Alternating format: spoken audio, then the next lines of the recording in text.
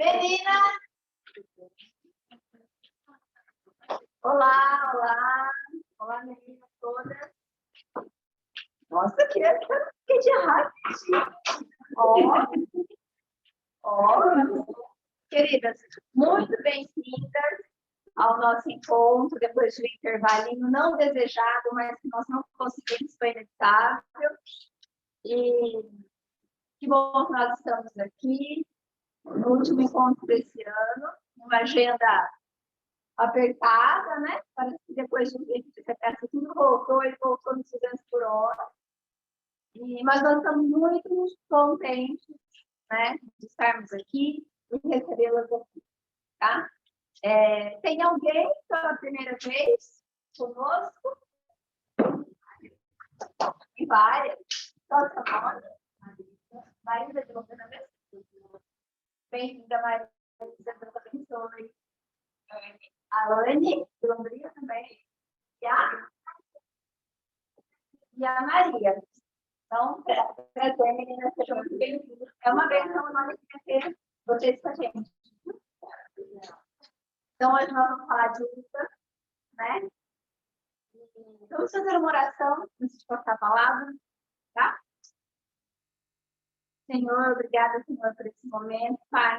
Obrigada por ter preparado para nós, Senhor, esse momento. Nós pedimos que o Senhor aquete os nossos corações.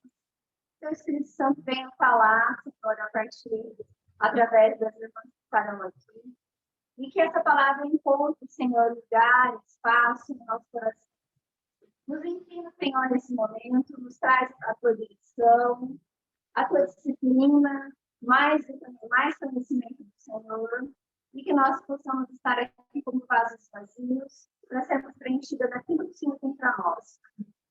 Use a Larissa e a Heloísa que estarão falando aqui, Senhor, que o Espírito esteja usando a boca de cada uma delas. E nós, mais uma vez, Senhor, agradecemos por esse momento, por estarmos aqui, pelo privilégio de, com liberdade, poder nos reunirmos, abrir sua palavra, estudarmos e termos comunhão. Obrigada em nome do Senhor Jesus. Amém.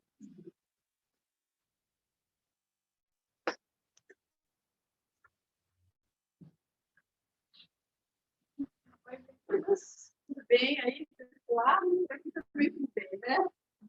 Nós vamos começar hoje vendo alguns detalhes sobre os livros que falam de Uda. Uda é uma poetisa onde fala muito dela, mas as duas passagens que foram indicadas para a leitura, elas são interessantes porque elas parecem uma cópia, não é verdade? A gente vê, quem leu antes de vir para cá, quem não leu, fica de tarefa para vocês verem lá, tá? Mas são duas passagens. Segunda Reis 22 e Segunda Crônicas 34. Parece que teve um copiar-colar, né? Se a gente olha ali, os versículos são muito parecidos, até as palavras são as mesmas. Mas, sabendo que o nosso Deus é tão criativo e tão sublime, a gente não vai aceitar isso desse jeito, né? Então, nós vamos entender um pouco o que acontece com essa repetição. Nós já sabemos, nós já temos compreendido do Senhor que quando Ele repete as coisas, é porque é algo importante. Ele está nos chamando a atenção. É a lei da recapitulação, é a lei da recorrência, né? Onde Deus percorre um determinado assunto em lugares diferentes da palavra para que adicione detalhes e mais algum tipo de informação que ele acha importante. E é por isso que a gente tem isso nessas passagens aqui, tá? Então, gente, aqui já fica uma advertência para nós. Nós não podemos negligenciar nada na palavra do Senhor.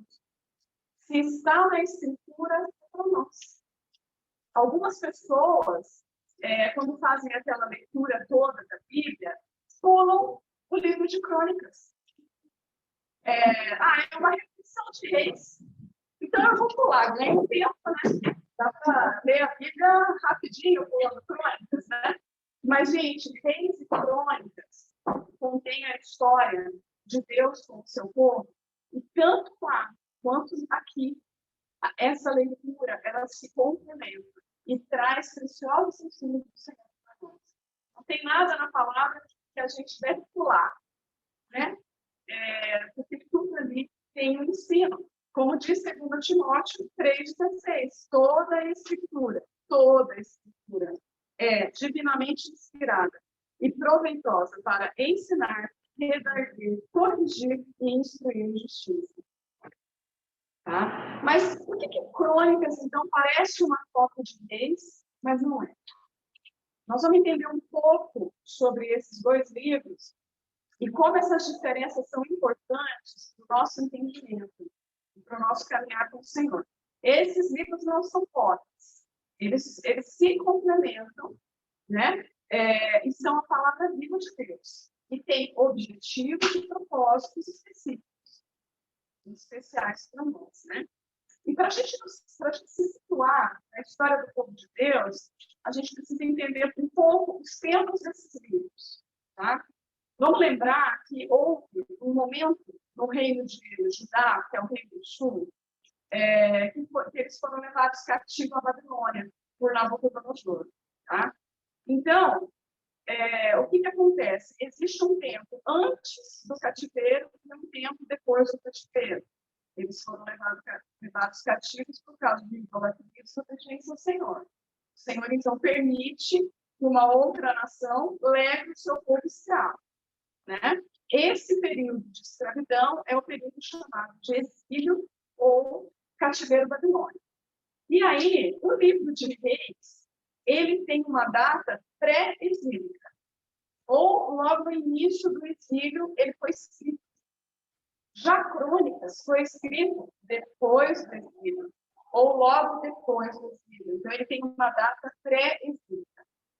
Então, nós temos contextos históricos diferentes, e isso implica propósitos diferentes, visão diferente, né? Uma visão diferente, tanto em objetivo quanto em relação a como o povo estava se relacionando com Deus nestes momentos, antes e depois da crise, né?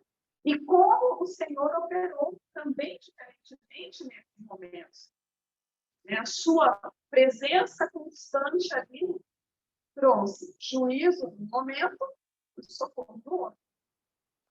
Então, nós temos um livro pré-exílico, Reis, e outro pós-exílico, que é Crônicas, e aí nós temos uma diferença de 70 anos no meio, que é o período do cativeiro.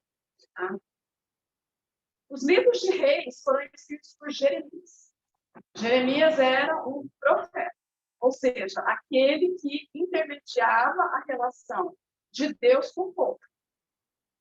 E nesse período, o povo estava afastado de Deus, vivendo nos seus pecados. Deus usa, então, Jeremias para registrar a história, tanto dos reinos de Judá quanto de Israel, do ponto de vista real, ou seja, do ponto de vista dos reis, ou seja, do ponto de vista humano, dando ênfase nos profetas e nos reinos terrestres, nas coisas do homem.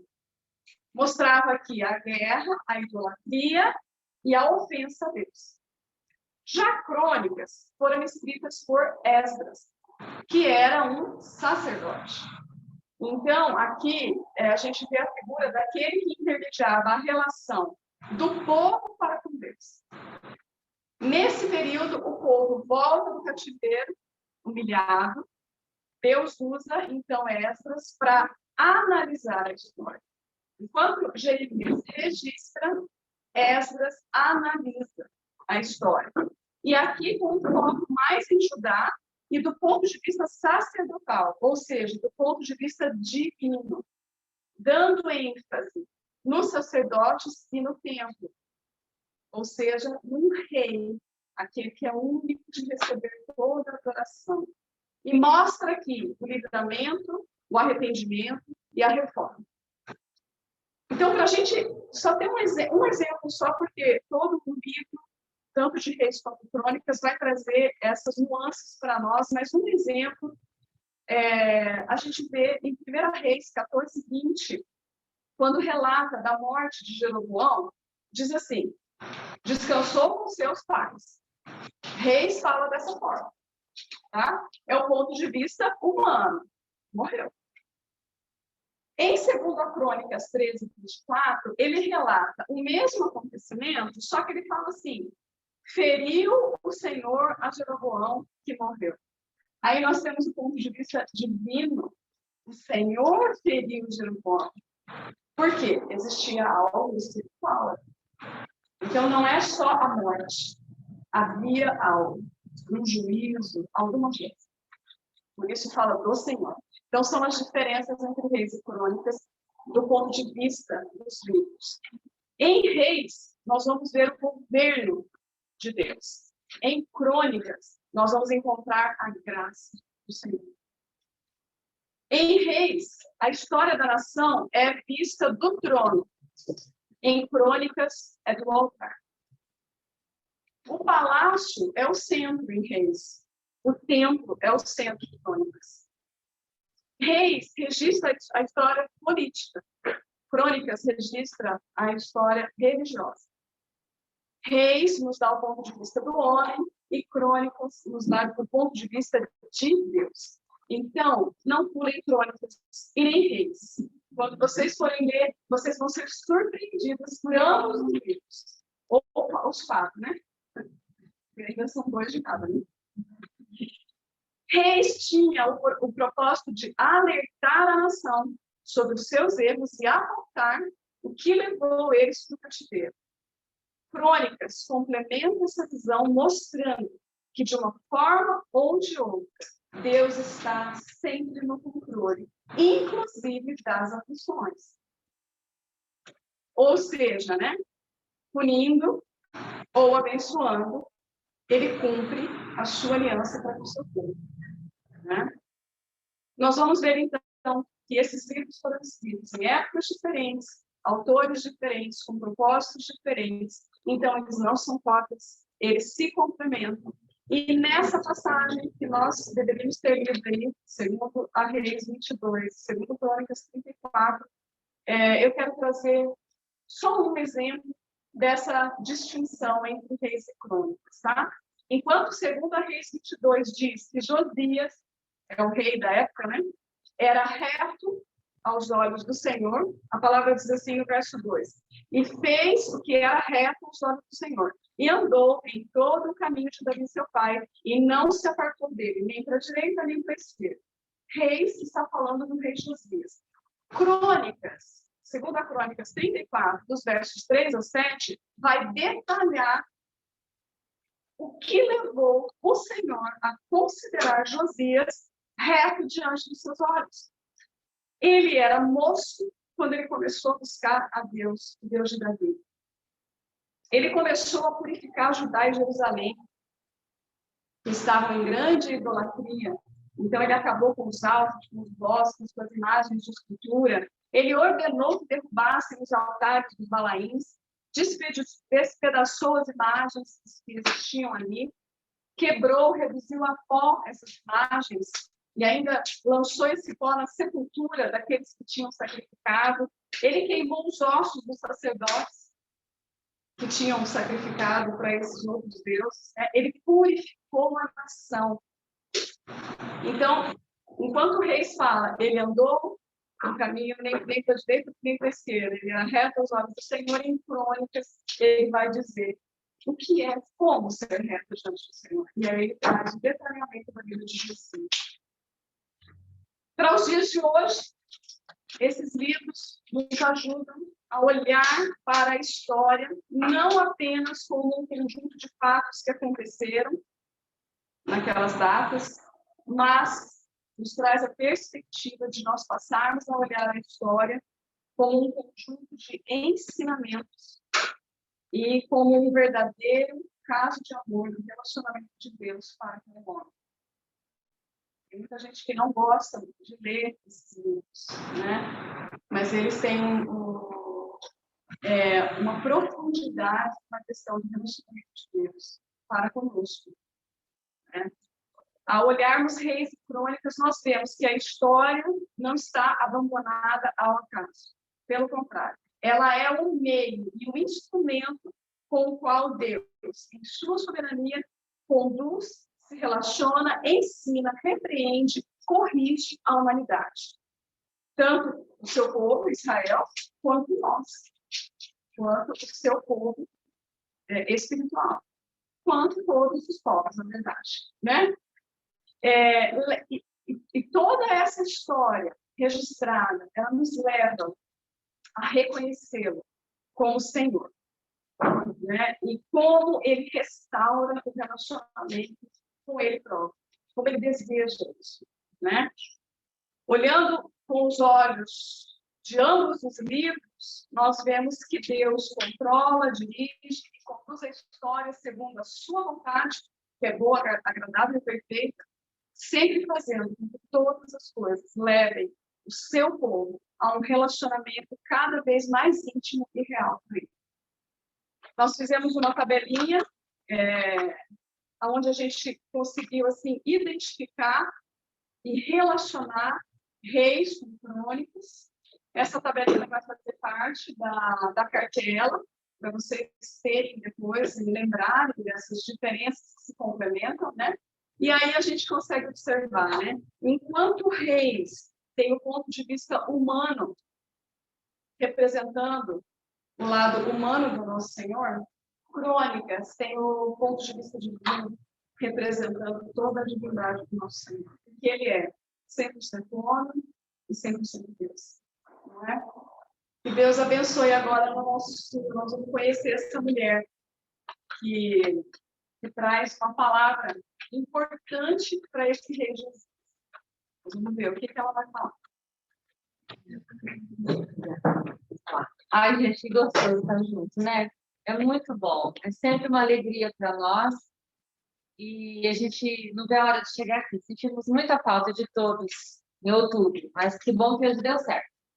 E essa profetisa que nós vamos ver hoje, a maioria de nós nunca ouviu falar, né? Ela apareceu assim para nós e foi uma surpresa muito boa e muito importante, porque ela traz um peso muito grande no comportamento dela. Então, é uma personagem bíblica que a gente tem o privilégio de estudar hoje, que a gente vai aprender muito com ela, né? Hulda, nomezinho estranho, né? Hulda significa aquela que se esconde, aquela que mantém um segredo. E um significado do nome dela também é Doninha, que é aquele bichinho, a topeirinha que fica debaixo da gordura aqui na terra.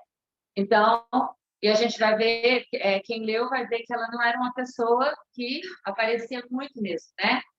No meio que ela vivia. Ela era esposa de um homem chamado Salum. Ele era um homem ilustre, de família nobre, responsável pela guarda das roupas do templo, que era cuidar das vestes dos sacerdotes, ou do próprio do rei. A palavra não deixa muito claro, só fala que ele era responsável pela guarda das roupas, algum deles.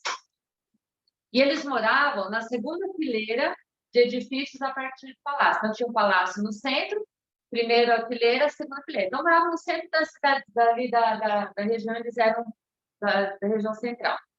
De forma geral, ela não é tão conhecida como Débora ou Miriam, que também foram profetisas que nós estudamos, né? E ela aparece somente nesses dois textos que a Elô explicou para nós, de Crônicas e de Reis. Não temos mais nada dela em outros lugares da Bíblia.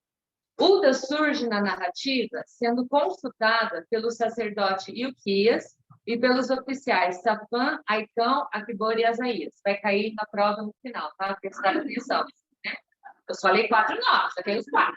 Homens de confiança do rei Josias. Então, isso que vocês têm que guardar, não homens de confiança do rei Josias. Quando esse rei manda que o Senhor fosse consultado sobre o livro sagrado.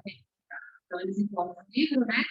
Levam o rei rasga as vestes, porque ele vê que o que ele vinha fazendo era pouco perto do tamanho do descontentamento do Senhor, para aquilo que o povo estava fazendo, e ele manda alguém consultar o rei, ou consultar o Senhor por ele, né? Hulda, então, é procurado pelos oficiais do rei, pois Josias ficou profundamente preocupado após a leitura do livro da lei, descoberto na casa do Senhor, naquela reforma que ele estava colocando.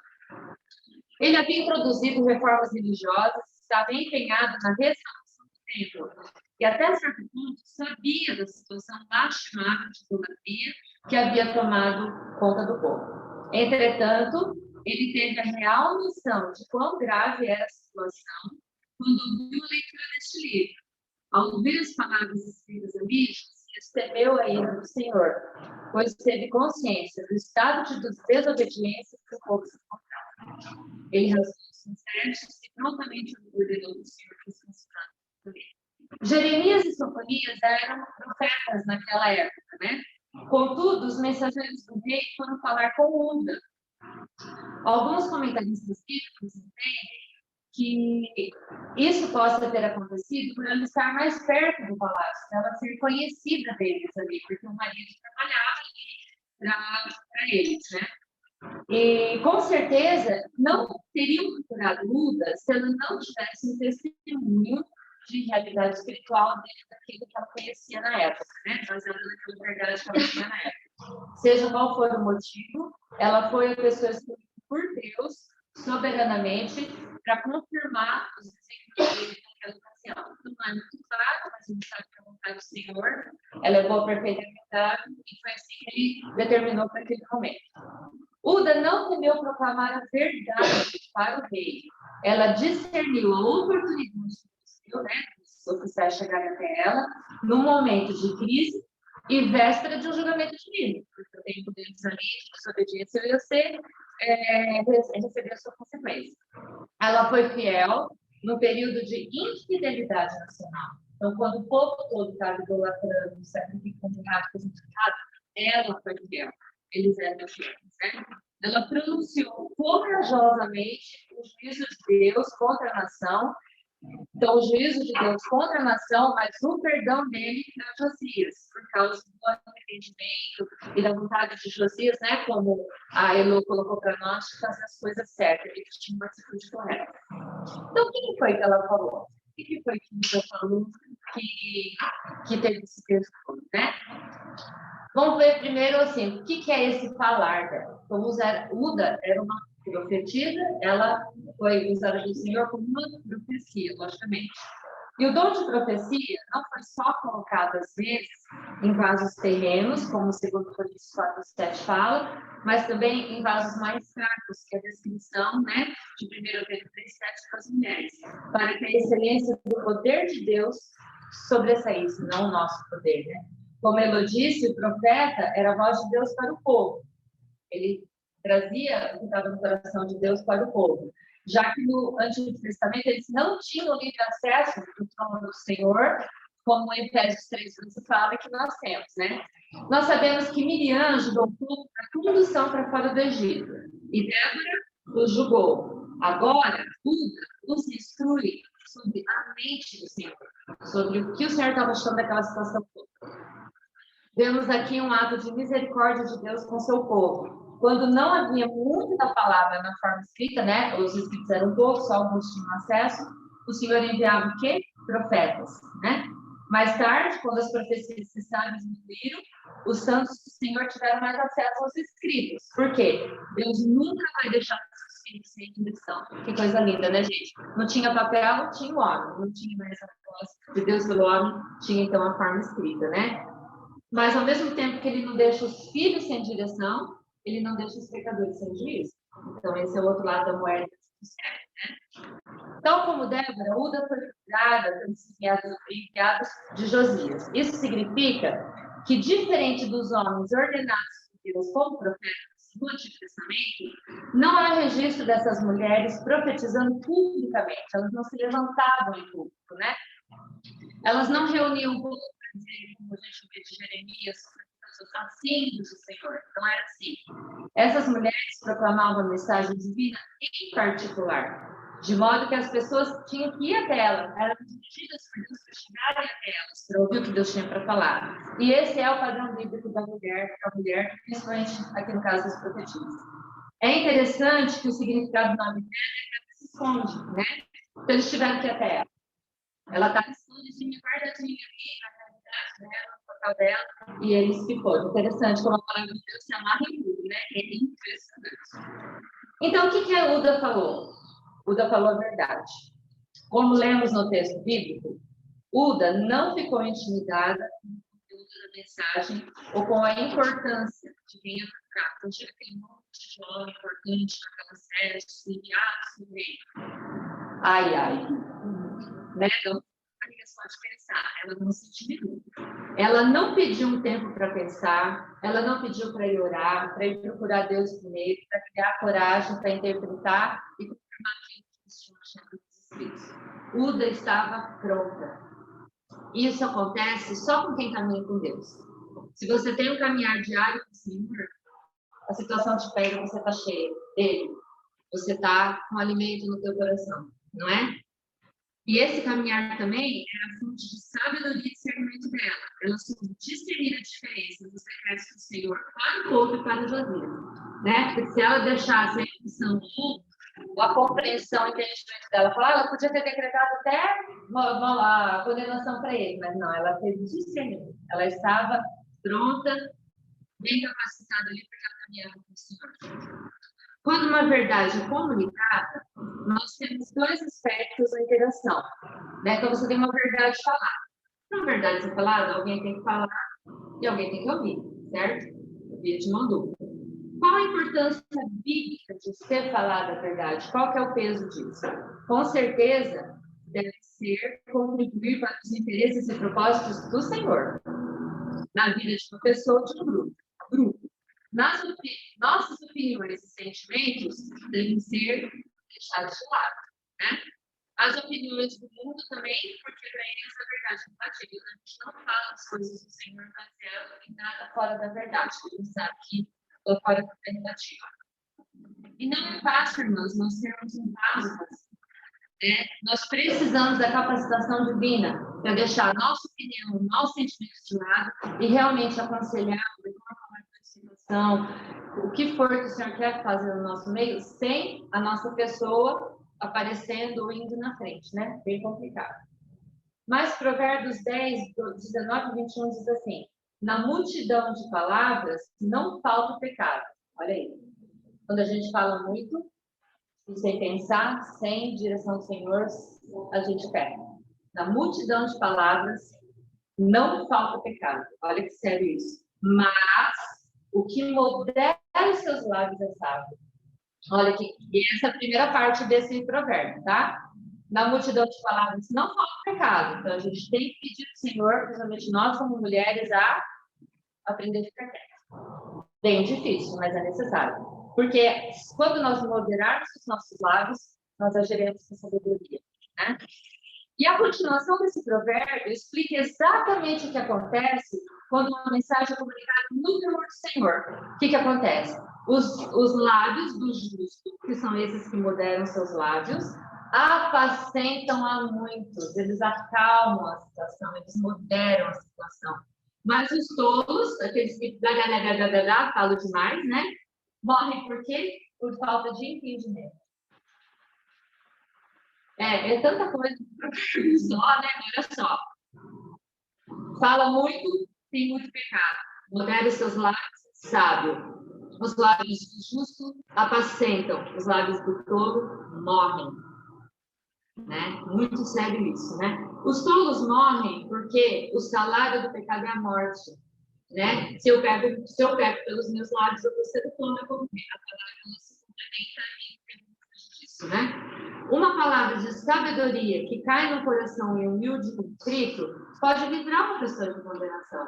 Se a gente falar com moderação, com sabedoria, a gente pode abrir os olhos, ser usado pelo Senhor para abrir os olhos de uma pessoa numa situação. No texto de Uda, vemos que o povo foi advertido sobre o fim que teria. Mas, infelizmente, gente, o coração deles estava longe de querer se submeter ao Senhor. Mas o rei, que tinha esse coração humilde, foi poupado. Então, por causa de olha, o Senhor poupou, né? E talvez nós somos remanescentes que estavam ali, né? A própria Uda e alguns outros que talvez tivessem o mesmo coração que eles. E quando a verdade é falada na direção do Espírito Santo, sem a pessoa junto, poluindo toda a situação, coisas maravilhosas acontecem. E aqui tem vários textos de João, eu vou ler e dá referência no estudo que vocês vão tá? E quando conhecereis a verdade vos libertará. Uda falou a verdade. Se o povo tivesse o coração correto e desejoso, o Senhor, eles teriam sido libertos, né? Disse-lhe Jesus, eu sou o caminho, a verdade e a vida. Então, Jesus é a verdade que a gente tem que apontar, a única verdade, né? Se o Filho vos libertar, verdadeiramente sereis livres. Então, quando a gente coloca a verdade bíblica para uma pessoa e não aquilo que a gente acha, a pessoa é liberta, se ela tiver o coração realmente desejoso do Senhor, né? 1 João 1,7. Se andarmos na luz, nossa luz é o Senhor, como Ele na luz está, temos comunhão. A verdade, ela joga luz numa situação. E nós temos comunhão uns com os outros. E o sangue de Jesus Cristo, seu Filho, nos purifica. Olha quantos benefícios que a verdade traz. A verdade traz luz numa situação. Ela gera comunhão, se houver, logicamente, arrependimento. Ela purifica. A verdade que é o Senhor Jesus na palavra, é uma coisa poderosa, muito maravilhosa, né? E quem que é a luz, então? Falou-lhes, pois, Jesus outra vez, dizendo, eu sou a luz do mundo. Quem me segue não andará em trevas, mas terá a luz da vida. Então, tudo que a gente tem que apontar, meus queridas, na vida de outra pessoa é o Senhor Jesus. A gente tem que parar de querer dar conselho, tato, né? É tão gostoso, falar na vida dos outros, né? Ou mesmo não quer falar. Mas a gente só tem que apontar para o Senhor. A única coisa que interessa, que agrega para o reino, é a verdade bíblica. É o que o Senhor tem para aquela pessoa, não o que a gente acha, né? E 1 Timóteo 3,15 foi um versículo que o Senhor trouxe desse estudo para nós, que me falou muito o coração. E se eu já tinha lido, eu não tinha entendido ele à luz dessa aplicação da verdade. Fala assim, 1 Timóteo 3,15. Para que saibais como convém andar na casa de Deus. Para que nós, que somos, né, as pedrinhas dessa casa, da Igreja do Senhor, é para que nós saibamos como andar na casa de Deus. E o que é a casa de Deus? Continua dizendo. A igreja do Deus vivo, a coluna e firmeza da verdade. Nós somos a coluna e firmeza da verdade. Nós não podemos sair fora dela. Nós não podemos dar espaço para outra coisa que não seja a verdade do Senhor, né? Então, como que nos convém andar na casa de Deus? A seguir sempre. Calor demais hoje. Como nos convém andar? Com essa coluna, com essa firmeza? Será que as pessoas olham para nós e nos veem como coluna de verdade? Ou ela nos vem como coluna da nossa opinião própria? O que será, né? Que fala mais alto. Então, alguns aspectos desse caminhar. Efésios 4:25. Por isso, deixai a mentira e falar a verdade. Falai a verdade. Cada um com o seu próximo. Ai, gente do céu, que difícil. Não que a gente queira mentir, eu gosto de mentir. Mas é tão difícil, né? É muito difícil. Cada um com o seu próximo, porque somos membros uns dos outros, é porque nós somos parte do... Lembra aquele estudo do tempo de Ana Profetisa, que as colunas eram todas, uma do ladinho da outra, a gente trouxe fotos aqui, todas com uma travessão só que segurava todas que era do Senhor. Nós somos parte uns da outra, né? E nós sabemos que o pai da mentira, nós sabemos quem ele é. Mas o nosso pai é o Pai Celestial. Então, a gente tem que agir de acordo com o nosso Pai Celestial, não com Satanás, que é o pai da mentira. Essa mentira é algo que não é verdadeiro, logicamente, que é verbalizado. Então, a mentira em si é uma fala que não é real, que a gente viu no exemplo de Ananias e Safira, que nós já estudamos a vida de Safira, né? Só que a mentira, ela tem um outro lado. Não é só mentir, né? A gente também pode ser conivente com a mentira, ver a mentira na vida de uma pessoa, né? Porque Levítico 5:1 diz assim, quando alguma pessoa pecar, ouvindo voz de blasfêmia, que no original significa mentira, se for testemunha dessa mentira, seja porque viu ou porque ficou sabendo, se não denunciar, vai levar junto à iniquidade. Então, a pessoa, se toda vez que a gente ouvisse uma coisa meio estranha, meio mentirosa, meio assim, a gente não falasse nada e tivesse que pagar o preço junto, eu acho que a gente já teria mudado nosso comportamento, né? É que o Senhor tem muito amor e misericórdia por nós, né? Então, lá no Antigo Testamento, se você ouvisse alguma coisa, você já tinha que trazer para o sacerdote, senão você também ia ter que pagar pelo pecado junto ali com a pessoa que mentiu. E um outro aspecto da mentira é o engano. A palavra tem vários versículos sobre engano, né? Engano, então, a mentira é uma coisa verbalizada. O engano, eles são palavras ou ações que dão a entender uma verdade, mas que, se você for ver, não é bem aquilo. Mas a pessoa ela não quer te confrontar, ou ela não tem alguma coisa que ela não pode declarar, ela dá a entender. É aquele famoso dá a entender.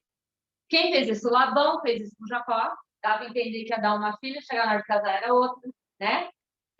O próprio Davi mentiu com a questão de, como que é o nome? Do Batseba, o marido, Urias. Com a questão de Urias, né? Fingindo que ele morreu, coitado, morreu, que herói, né? Mas Davi tinha mandado matar. Então, assim, isso tudo é engano, não é uma mentira declarada. Mas aí o profeta foi lá, chamou a atenção dele, ele se arrependeu. Então, não passou batido do Senhor aquilo ali, né? O Senhor não aceita. Provérbios 26, 24 diz assim, 24, 26. Aquele que odeia ou dissimula, usa de engano com os seus lábios, mas no seu íntimo encobre, quando te suplicar com voz suave, não te fies nele, não confie naquela pessoa. Essa pessoa não é digna de confiança, porque abriga 7 abominações. Eu erro abominações no seu coração, cujo ódio se encobre com engano. A sua maldade será exposta na congregação. O engano também do Senhor, ele tem o mesmo peso da mentira. Provérbios 16, 21. O sábio de coração é considerado prudente.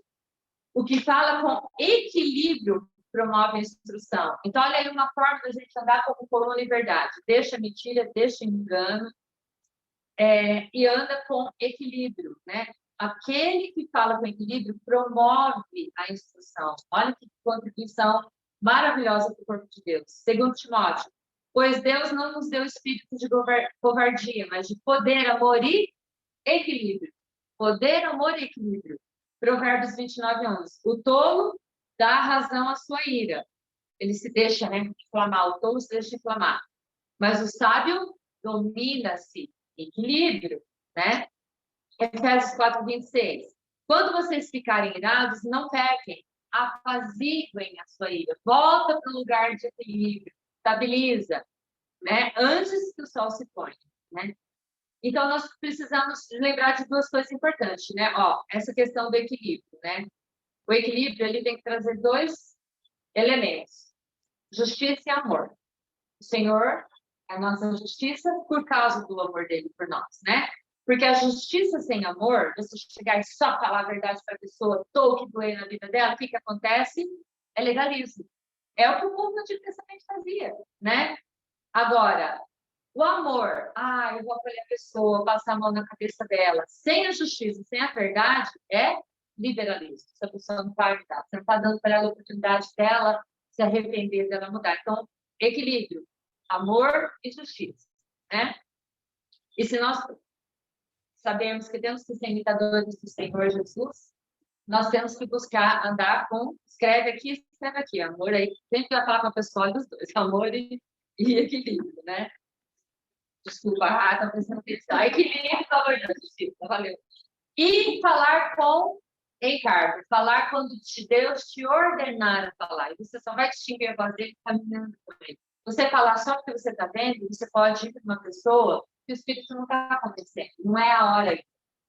Você está percebendo, você está vendo que o Senhor não está mexendo ainda. Então, você tem que falar com encargo, com direção do Senhor. Porque não é porque você percebe que tem que ir lá falar naquele momento. O sábio sabe o tempo e o modo. Você tem que saber como falar e quando falar.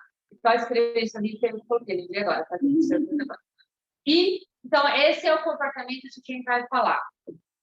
Deixar engano, deixar mentira, falar com equilíbrio, né? Que é a justiça e o amor. E Spurgeon diz assim, nós condenamos nos outros aquilo que a gente aprova em nós mesmos.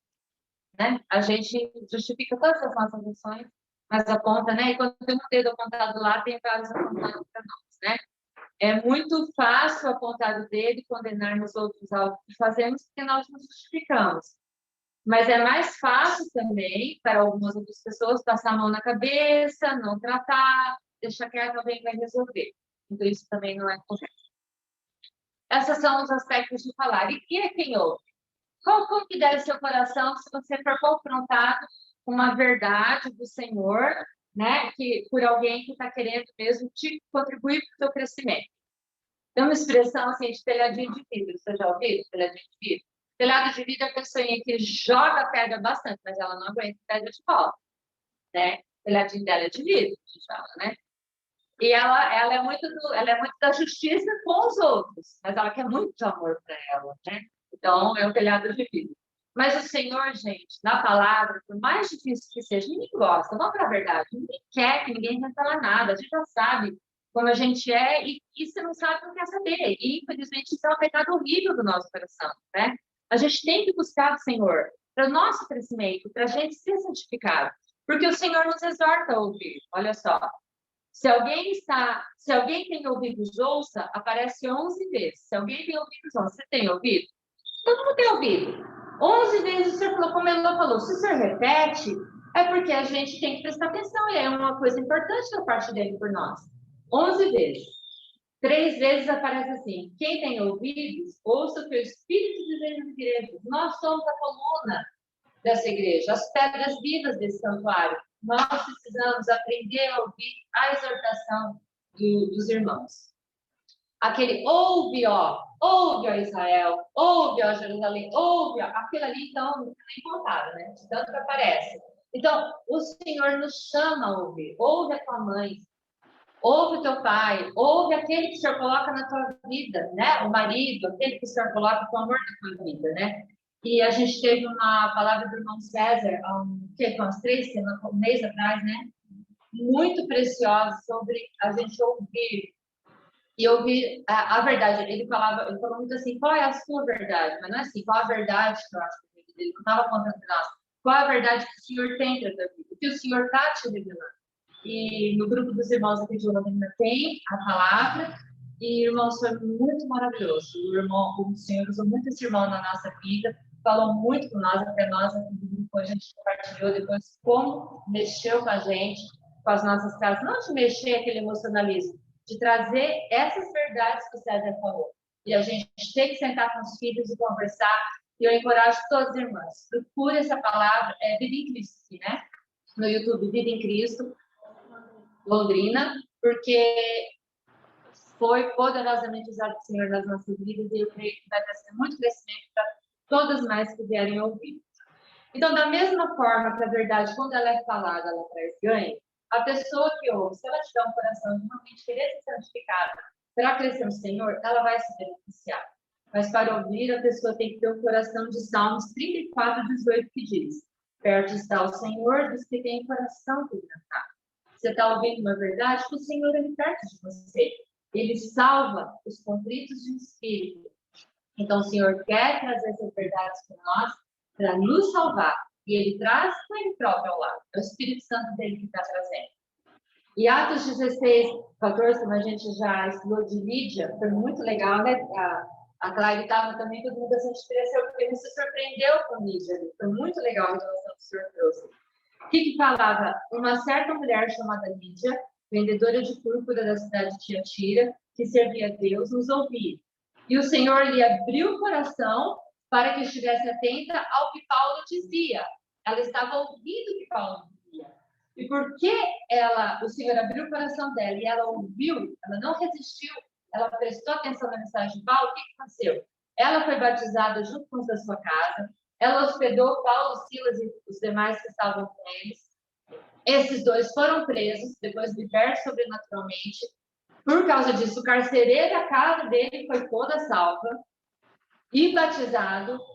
E começou uma igreja ali de Filipos na casa dela. Então, olha ali, porque ela ouviu, porque ela não resistiu, porque ela viu que ela estava num caminho que era o começo, mas não era tudo que o Senhor tinha para ela. E olha que coisa maravilhosa de grande que o Senhor operou ali. Então, será que se a gente parar de resistir, o Senhor não vai ter coisas maravilhosas para fazer na vida da gente, para o reino, para o ganho do reino dele, né? Lídia buscou o Senhor, ele falou, ela ouviu, muitos foram ganhos para o reino. Mas ela buscava e desejava o Senhor. Ela não estava nem distraída e nem resistente. Todo sábado dizia que ela ia lá buscar o Senhor para aquele grupo de pessoas. Né? Então, fica a dica aí para nós.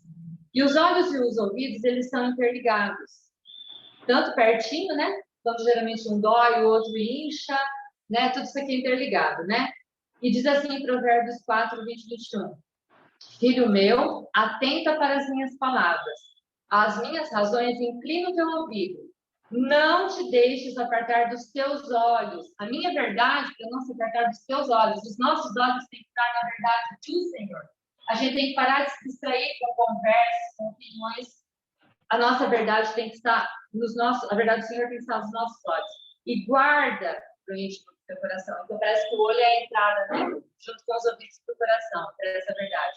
Porque são vida para os que acham, são saúde para o teu corpo. Quantas doenças psicossomáticas, né? Porque a gente se deixa bater por coisas que a gente ouve, coisas que a gente vê. Mas se os nossos olhos estiverem ali, ó, pertinho da verdade, que a gente fala aqui, os nossos ouvidos atentos, o que vai acontecer? Vida e saúde. Não é isso que a gente quer no Senhor? Vida e saúde. Apocalipse 1:3. Bem-aventurado aquele que lê e os que ouvem. Você lê com os olhos. Você ouve com os ouvidos as palavras dessa profecia, que guardam no coração as coisas que estão nelas escritas, porque o tempo está próximo. Amém. Voltando então agora a... Não, ainda não vamos voltar. Não. Algumas verdades são bem difíceis de ouvir, mas nós precisamos guardar nosso coração, de ficarmos justificando, nos defendendo, porque muitas vezes o Senhor vai usar irmãos e irmãs piedosos para nos exortar, assim como ele usa na vida do rei e de toda uma nação. Voltamos mesmo, é verdade. 1 Pedro 3:12. Porque os olhos do Senhor estão sobre os justos e os seus ouvidos atentos às orações. Olha só, é para nós termos os nossos olhos e ouvidos na verdade, porque através dela o Senhor vai falar. Porque os olhos dele e os ouvidos dele também estão virados para nós, né? E é uma bênção saber que o Senhor tem os seus olhos sobre nós e vê se estamos sendo injustiçados, né? Ou se é uma palavra que a gente precisa ouvir. Ele tinha os seus olhos sobre Josias e via que Josias era totalmente diferente da maioria do povo. Tanto que ele viu que Josias estava diferente, né? E muitas vezes nossa autopiedade nos leva a colocar como justas vítimas. Ai, olha só, para uma pessoa ter coragem de falar isso de mim, ou de falar para mim, né? Mas será que nós somos tão justos assim? Esse trecho de 1 Pedro repete o Salmos 34 e diz assim: quem é o homem que deseja a vida, que quer largos dias para ver o bem? Todos nós, né?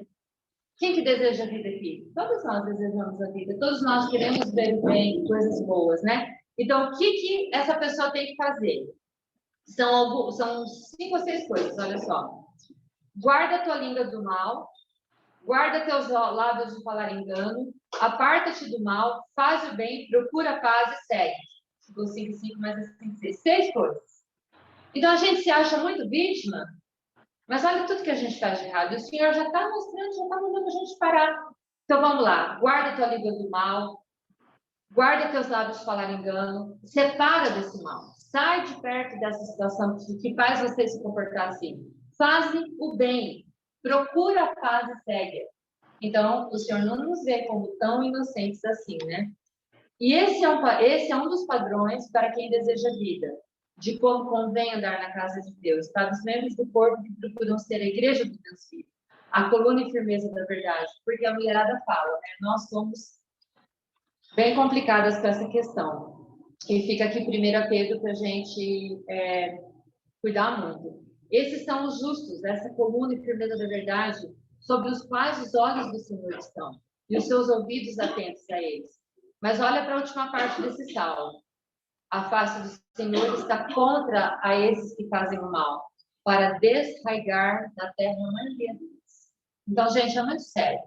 A gente tem que parar com falação, a gente tem que buscar a verdade, tanto para falar quanto um coração contrito para ouvir a verdade, se separar desse mal, porque os que continuarem nesse caminho vão ser tornados em pó, né? Em nada. Nós precisamos também, precisamos nos guardar de fazer o mal, que é viver e custar pelos nossos interesses, pelos desejos do nosso coração, porque o nosso coração é maldoso, ele é enganoso. A gente não pode viver por ele. Uda não bajulou o rei. né? Ela não usou a oportunidade para lisonjear, para ganhar pontos. Ela não usou a oportunidade para os interesses dela, né? Ela poderia ter simplesmente dito que ele estava fazendo um bom trabalho, porque ele estava, não estava? Ele não vinha já começando a reforma, ele já não estava? Ela disse, não, tá ótimo, ó, continua assim, né? Mas ela disse que não, que isso não passaria. Olha que corajosa, gente. Falar para o rei, ó, você está fazendo a reforma, né? Só que não vai rolar. Vai rolar para você, mas para o povo não, né? E falou assim, ó, que isso o povo não era por causa de Josias, era o coração do povo. Se eles não se arrependessem, eles seriam condenados, né? Mas aí, o rei Josias, querendo ajudar, ele obriga o povo a servir a Deus. E aí a gente sabe que isso é legalista, é uma coisa vazia, e não deu em nada, o povo de fato foi condenado depois, né? Uda estava dizendo que todo o trabalho dele seria em vão em relação ao povo, mas que o Senhor recebia o temor do coração dele, né? Então, ela deu uma mensagem muito forte para o rei, que provavelmente não era o que ele queria ouvir, mas muito pontual, como a Elo falou, a voz do Senhor para ele, né? Bem discernida ali. Uda correu o risco de ser castigado ou condenado pelo rei. Ele não sabia como ele poderia reagir, né? O seu marido poderia perder aquele importante emprego, mas ela desejava a vida, o Senhor. Guardou sua língua de falar o mal e o engano. Se separou do mal que o povo fazia e buscou fazer o bem. Então, ela mostrou a realidade que a gente vai ver lá na frente no 1 Pedro. Isso lhe deu uma reputação e um testemunho de piedade, a ponto dos enviados do rei não irem nem buscar os profetas, mas recorrerem a ela, que buscava a paz e a seguia. Como o Senhor fala, busque a paz e a siga. Mas essa paz era de Deus e não paz de homens, né? A paz do homem, não, está tudo certo. A paz de Deus, a palavra é verdade, você tem que andar de acordo com a você não pode se arrepende, se aparta do mal e bem. E, meninas, vocês lembram quando a gente estudou da coluna da verdade pelo templo, né? Se uma coluna está fraca, as outras têm que vir junto. Se uma coluna está ali com um bichinho, um carunchinho, uma doencinha, as outras têm que sustentar enquanto, mas sempre na verdade, né? E Romanos, para encerrar agora, diz assim, ó.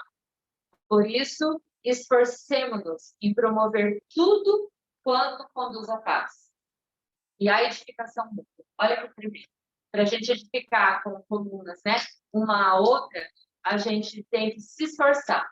A gente tem que buscar, seja o preço que for, e nunca vai ser barato ou fácil, conduzir para essa paz, para essa edificação mútua. Mas que o Senhor não capacite, né? Porque é a palavra dele, é o padrão que ele tem para nós. Então, glória a Deus. Eu vou passar para a Patrícia de novo, para ela continuar conduzindo. E a nossa oração é que o Senhor nos capacite a tanto aprender a falar a verdade, molde o tempo, quanto a ter um coração contrito para ouvi-la, porque é a edificação da casa dele. Amém. Amém. Graças a Deus, né? Por essa palavra.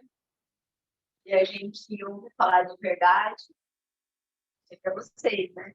É tão óbvio que é verdade, verdade. Mas vamos pensar, né? Se a gente pensar mesmo. Primeiro que tudo que o Senhor deixou para a gente é bom. E aí ele dá a ordenança para a gente falar e tratar-se com a verdade. Vamos olhar do ponto de vista do mundo. Se o mundo tratasse, fosse verdadeiro, e a verdade fosse predominante, a gente sabe que não é assim, que o mundo jaz no maligno, mas o Senhor queria que fosse. Olha como as coisas seriam diferentes, né? Nós teríamos menos problemas, menos leis, menos corrupção, relacionamentos mais bem-sucedidos. Porque o Senhor deixou para a gente o quê? Falar a verdade, tratar o outro com verdade. Né? A Larissa falando, eu me lembrei de mais um provérbio. Fala, fiéis são as beijos pelo que ama. Mas os beijos enganosos, né, são...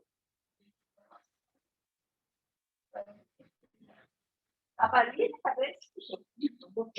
Mas pergunta se a gente acorda assim, querendo que alguém chegue e fale para a gente, vem me exortar que hoje eu estou. Nossa, hoje eu estou. Pode vir. Não, coração, ó. Né? Então, às vezes dói, né? Mas ela foi benefício.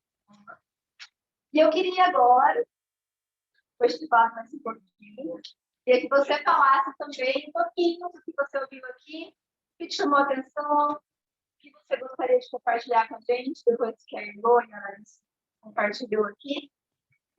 Ergue seu bracinho, fala para nós aquilo que você pode compartilhar que te trouxe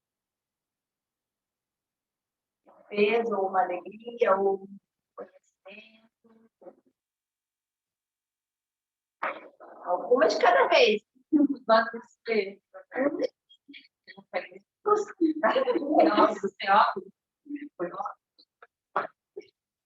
fiéis são as feridas feitas pelo que ama, mas os beijos do que aborrece são enganosos.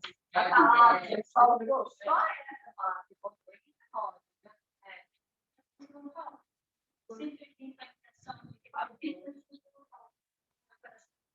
palavra está no vertigo. Olha o que nós temos a palavra dentro de nós.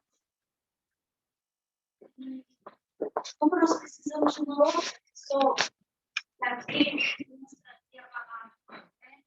A Larissa falou que o significado de Uda era limpeza, né? Escondida, a doninha, aquela situação. Ela tinha uma vida oculta que fez toda a diferença. Essa vida escondida dela é que fez ela se conhecer por toda a geração. Ela morava na cidade baixa, ela era uma estrutura da cidade.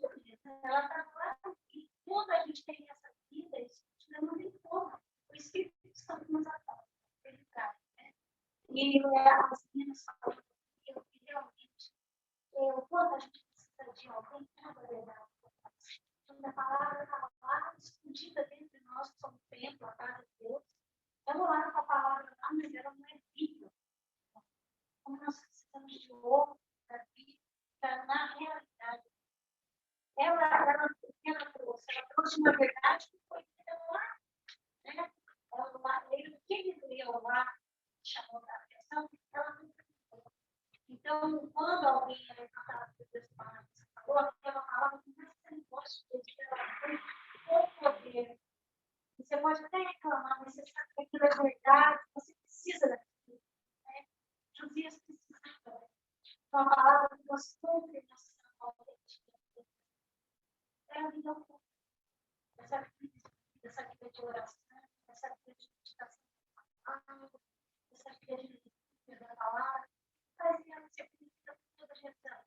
Enquanto Jeremias, ele exercia seu ministério na rua, socorria dentro dos templos civis, lá dentro, que era a casa das mulheres, não sei se vocês encontraram isso, ela ministrava num lugar chamado, ele estava muito falando, ministrava num lugar chamado faculdade, na escola das crianças. E ela lá naquele espaço, ela foi chamada para ir diante do rei. E ela não vai diante dela, não fala. O rei, fala para o rei, fala para o homem. Ela via, ele precisava de uma oportunidade de é isso. Eu achei demais, é muito bom. Isso, eu acho que é verdade totalmente. E aí, né, complementa uma coisa que a Larissa falou aqui, né? Nosso dia mesmo. Nós estivermos caminhando com o Senhor, nós não estamos cheios, quando vem as circunstâncias, nós não tivemos com esse relacionamento ali com o Senhor, né? Casar escondidinho, mas sempre, nós não estamos prontos, nós não estamos. Aí nós estamos, na verdade, cheios de nós mesmos, né? Graças a Deus. Quem mais poderia fazer mais alguém para complementar aqui, antes da gente falar um pouquinho das nossas ideias? Tem. A Patrícia participou. Pode falar uma coisa, gente? Nós estamos de câmera fria. Paty, quer falar alguma coisa, compartilhar com a gente? Eu? Não, obrigada. Eu vou pôr uma frase aqui, que até o César uma vez compartilhou comigo, que fala assim, tanto é crise perturbar a paz quando a verdade prevalece, como preservar a paz quando a verdade é violada. Há, portanto, um tempo em que a paz se justifica, e outro quando ela não se justifica. Porque está escrito que há tempo para a paz e tempo para a guerra, e é a lei da verdade que distingue os dois. Mas em nenhum momento há um tempo para a verdade e um momento para o erro. Pois está escrito que a verdade de Deus permanece para sempre. E é por isso que Cristo disse que veio trazer a paz e, ao mesmo tempo, a espada. Mas ele não disse que veio trazer tanto a verdade como a falsidade. Porque aquilo que a Larissa trouxe, né, em relação a essa questão da mentira, às vezes, para preservar a paz, a gente faz essas meias mentiras, porque a gente quer obter algum êxito, algum ganho com isso. Mas o Senhor não faz dessa forma. E Ele não quer que a gente faça assim. Porque Ele quer que a gente resolva, e dentro dele e com Ele. Porque por nós mesmos nós não damos conta. Mas sempre que a gente evitar a verdade para manter a paz, a gente só está adiando, porque na realidade existe tempo para todas as coisas, como dizem Eclesiastes, né? Então, assim, eu acho que esse estudo assim veio realmente trazer esse ajuste, né? E trazer essa claridade para a gente, uma porção do Senhor repartida conosco, para que de fato a gente se assegure na verdade, principalmente num mundo que nós estamos vivendo pós-verdade, né? Porque a verdade hoje é relativa. Então, assim, o que é verdade para mim às vezes não é para o outro, mas daí a gente usa a medida de Cristo, a medida da palavra, para que a gente consiga manter a constância na verdade. Né? Não sei se vocês conseguiram me ouvir. Sim. Então é isso que eu queria compartilhar. É de Blazer, eu não lembro o nome do autor da frase, sabe? Mas eu acho que a Claire, de repente, sabe, eu sei que sobrenome, ou o nome é Blazer, mas eu não me recordo. Qual? Blazer Pascoal? Exatamente, isso mesmo. Verdade, obrigada, Paty, é verdade. Muito bom você ter compartilhado com a gente. E nós andamos nesse mundo, a gente tem que o tempo inteiro estar lembrando que nesse mundo pós-moderno as verdades são relativas, né? E as verdades, elas são relativas justamente para quê, né? Para que, então, a minha vontade seja feita, a minha felicidade acima de tudo, a minha escolha, o meu desejo, e não a verdade do Senhor, né? Como você disse. E aí, não incorrer, como a Larissa trouxe aqui muito bem, né? No engano, que é aquilo que você não está falando diretamente uma mentira, mas você está maquiando e está sendo enganoso, da mesma forma que o Senhor também detesta, né? Graças a Deus por isso. Obrigada, Paty. Beijo. Obrigada, Cláudia. Eu vou passar para a Carol, que a Carol vai trazer para a gente meninas. agora aquele beijo. As ideias, né? A parte que a gente vai lá para umas práticas sobre isso. Agora a gente vai falar da arte. Eu estava pensando aqui, pegando um gancho com o que a gente vai falar, sobre a verdade. E existem dois versículos que deram meu coração. Seja sempre o vosso falar. Sim, sim, não, não. E o que passar disso? Maria. E o outro, eu fiquei pensando não só no que a gente pronuncia, mas algumas vezes falam de nós algo que se torna uma verdade e não é a verdade que o Senhor pensa a nosso respeito. Então, daí a gente pode ir para Filipenses 4, que fala o que eu devo pensar, qual é a verdade de Deus. Então, existem filtros. E a palavra de Deus é o nosso filtro. Então, eu preciso buscar no Senhor qual é a verdade, discernir qual é a verdade daquele assunto, daquele tempo, do que está acontecendo. Falar a verdade de acordo com o que o Senhor está mostrando, o que Ele acha. E também preciso pensar qual é a verdade a meu respeito dentro deste contexto. Então, assim, é muito importante, porque a gente pode se perder e ser enganado ou enganar alguém se esse filtro que é a palavra de Deus não estiver no nosso coração. Então, assim, e quando a gente fala em arte é só um complemento daquilo que a gente estudou aqui, porque o mais importante é a palavra de Deus, é o conteúdo. E como que eu faço arte? Pensando exatamente no que aconteceu agora. O que mais me marcou nesse estudo? Então, como sempre, eu anoto, mas eu vou relembrar algumas coisas que a Larissa citou, a Elô, e que soaram importantes mesmo depois da cartela de ser pronta. Eu gostaria de incluir isso. Então, assim, UDA, aquela que se esconde, não vai aparecer ali na cartela isso. Então, assim, foi algo que me chamou a atenção hoje. Ela foi fiel, ela pronunciou juízo, condenação e perdão ao rei Josias. Uda não bajulou o rei. Então, vem muito de encontro com o que a Patrícia acabou de falar. Ela falou a verdade, não se intimidou, ela estava pronta. Daí a Larissa trouxe uma adenda ali. E isso tem que estar pronto? Tem caminho do Senhor. Então, às vezes, nós, mulheres, principalmente, nós nos perdemos nas emoções e a gente fala assim, eu tenho medo de falar, não deixa eu dar conta. Será que vou falar? Será que... Tanto será, né? E a Miúda deixou esse aprendizado aqui. Nós estamos prontas quando nós temos intimidade, nós caminhamos com o Senhor, porque vai ter um depósito guardado. E o Espírito Santo que vai fazer, não vai ser do meu jeito. Ele usa mula, ele usa gago, ele usa tímido, ele usa quem é extravagante, ele usa todos. Então, isso me chamou a atenção. Outra coisa, aqui a Larissa trouxe, como andar como coluna de verdade. Então, como expressar isso no dia a dia? Como ser esse testemunho? Existem algumas coisas, falando a verdade, não se sendo conveniente com a mentira dos outros, às vezes a gente fica em silêncio, não enganar, ser equilibrado, não se irar, e falar somente quando o Senhor disser, vai lá e faça. Às vezes a gente não faz isso. Então, baseado nisso, as pessoas na proposta são um pouquinho diferentes. Eu vou fazer uma pergunta, mas eu já sei que essa meta aqui, com certeza, todo mundo já sabe. Alguém sabe o que é bullet journal? Vocês podem explicar? Parece que vai virar mesa de casa. O que é? Não sabe? O que é um bullet journal? É tipo, é um caderninho que você tem, um jornalzinho, né?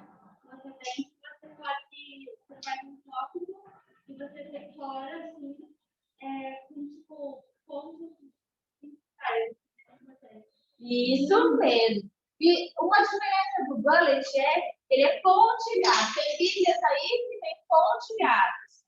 Algumas, por que tem pontilhado e não linha no bullet? Porque é mais fácil de você fazer um lettering bonito, porque o bullet usa muito lettering. O bullet usa tópicos. Então, assim, quando a gente vê um bullet no Instagram, geralmente eles vêm com aqueles, como se fosse post-it, só que tudo desenhadinho, sabe aquelas regras? Você pode pegar? Não sei se está aqui. Aquelas regras que desenham os post-its, tudo bonitinho, aqueles banners, bandeirolas. Então, o bullet, porque qual que é o objetivo do bullet? O principal não são as imagens, são os tópicos do que mais marcou.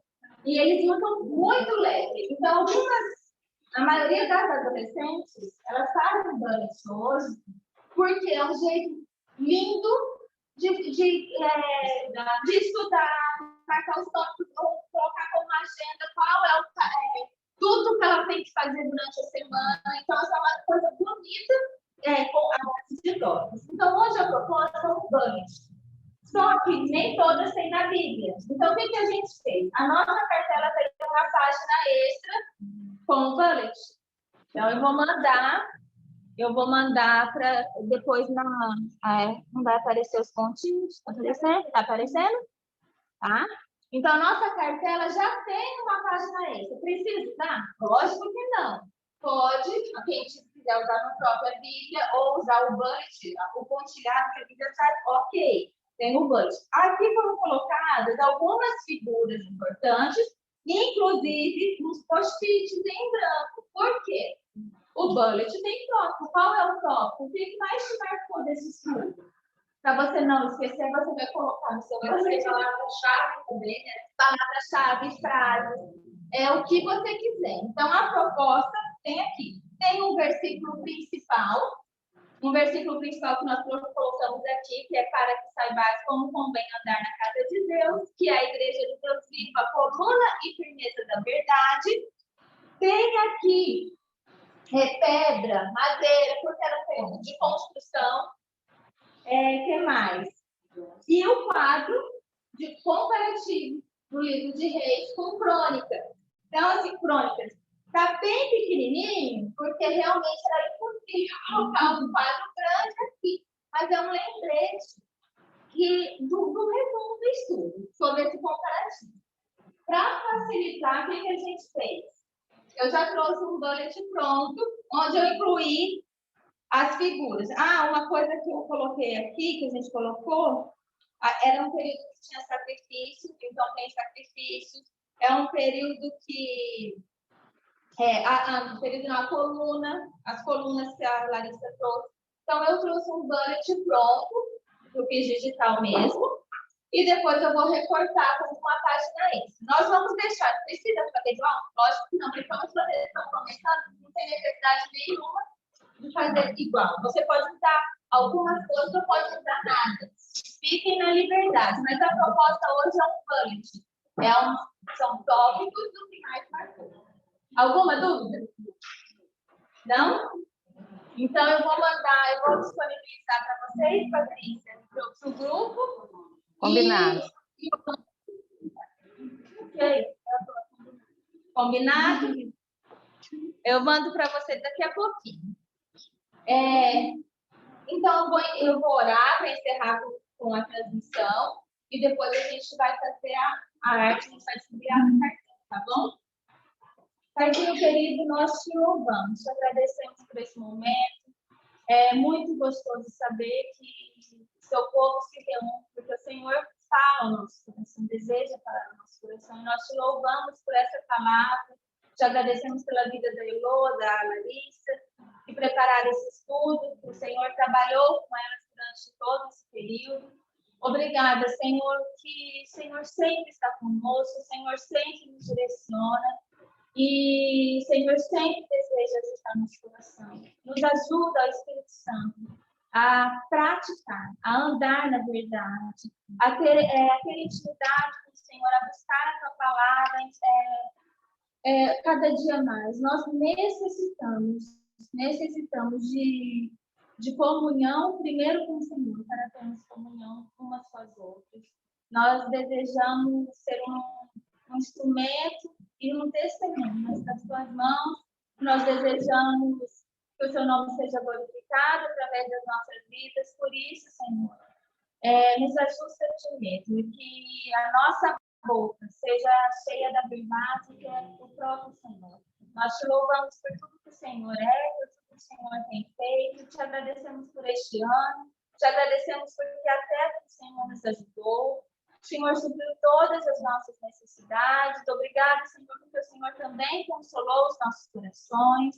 Nós te louvamos, te agradecemos e entregamos esse tempo agora e nós vamos praticar, colocar em prática aquilo que ouvimos, que o Senhor continue ministrando no nosso coração. Em nome de Jesus. Amém. Tchau, tchau. Tchau.